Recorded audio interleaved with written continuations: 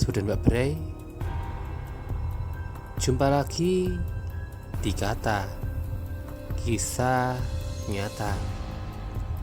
Malam ini aku akan membawakan sebuah kisah tentang sang samurai Jepang yang berbalik membela Indonesia di masa penjajahan, yaitu Shigeru Ono. Begini kisahnya. Saat Jepang takluk pada Perang Dunia Kedua, banyak tentaranya yang masih menduduki Indonesia melakukan harakiri demi menjaga kehormatannya. Namun ada pula mereka yang memilih untuk tetap hidup dan tinggal di bekas negeri jajahan itu. Beberapa di antara mereka memang murni membantu saudara jauh mereka, yaitu Indonesia, untuk mencapai kemerdekaannya. Mereka bahkan ikut mengangkat senjata berperang di barisan pembela negara Indonesia dalam rangka mempertahankan kemerdekaan Indonesia. Salah satunya mantan samurai Jepang itu adalah Shigeru Ono. Keputusannya untuk ikut berjuang bersama tentara Indonesia ia ambil setelah melihat perang yang mengerikan antara pihak sekutu dengan pejuang Indonesia di kota Bandung. Saat dipindahkan ke Yogyakarta pada awal tahun 1946, dia bertemu dengan Tatsuo Ichiki. Mulai saat itu mereka bertekad untuk membebaskan Indonesia dari tangan penjajah dengan berjuang di garis depan. Shigeru Ono lahir di Hokkaido 26 September tahun 1918. Dia menjadi satu dari ribuan tentara Jepang yang ikut berperang di pihak Indonesia melawan sekutu. Dalam buku berjudul Memoir Rahmat Shigeru Ono, bekas tentara Jepang yang memihak Republik, dia menjelaskan alasan para tentara Jepang itu memilih bertahan adalah karena Kaisar Jepang pernah berjanji untuk memberi kemerdekaan dan membebaskan Indonesia dari penjajah Barat. Indonesia sudah banyak membantu Jepang, sehingga Jepang menjanjikan akan memberikan kemerdekaan pada Indonesia. Tapi sebelum dapat mewujudkan janji itu, Jepang sudah kalah pada sekutu. Kami sangat marah dengan hal itu. Seharusnya kami tetap di Indonesia, kata Shigeru Ono. Ono keluar dari ketentaraan Jepang atas saran Kapten Sugono, komandan polisi militer Jepang di Bandung.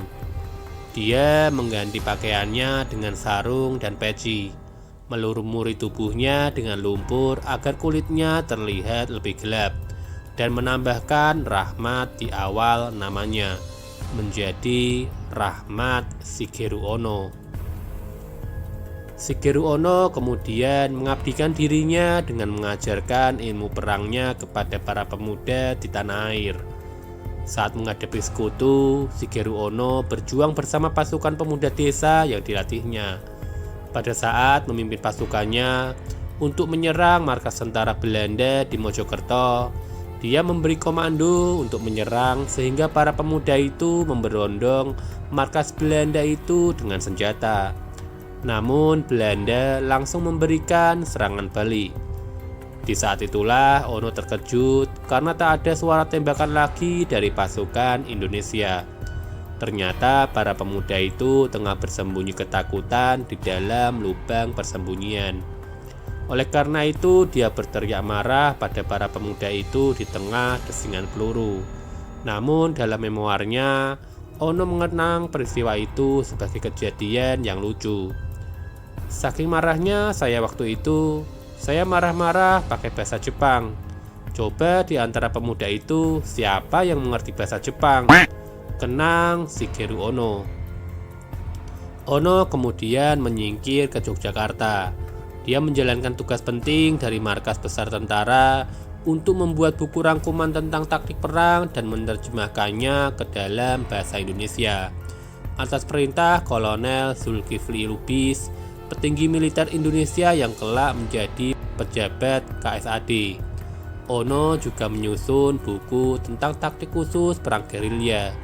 Selain itu, bersama eks-tentara Jepang dan pejuang Indonesia, Ono bergerilya dari satu tempat ke tempat lain.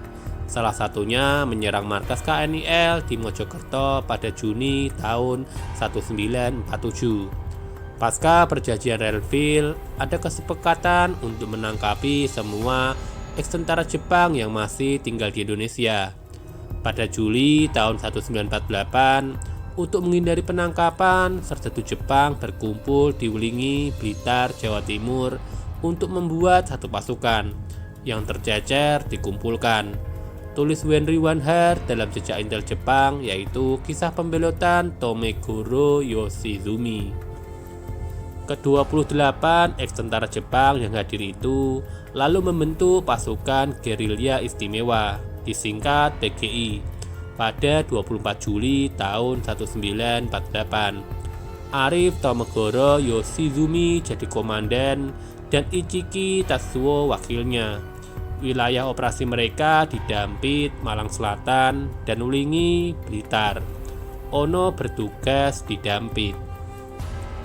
Pertempuran pertama PGI adalah ketika menyerang pos tentara Belanda di Pajaran, Malang, semasa gencatan senjata. Aksi mereka beresiko mencoreng nama Indonesia di dunia internasional. Namun PGI beralasan Belanda lebih sering melanggar perjanjian. Sepeninggal Tomegoro Yoshizumi dan Ichiki Tatsuo yang gugur dalam pertempuran, PGI bergabung dalam kesatuan militer formal dan mengubah namanya menjadi Pasukan Untung Suropati 18. Usai pengakuan kedaulatan pada akhir 1949, Ono menetap di Batu, Malang, Jawa Timur. Dia mengisi hari-harinya dengan bercocok tanam. Pada Juli 1950, Ono hendak dijodohkan oleh sahabatnya yaitu Sugiyama kepada seorang perempuan bernama Darkasi. Saat itu Ono bingung. Dia pun mengatakan pada Darkasi apakah mau menikah dengan orang Jepang yang miskin, tidak punya apa-apa dan tangannya buntung.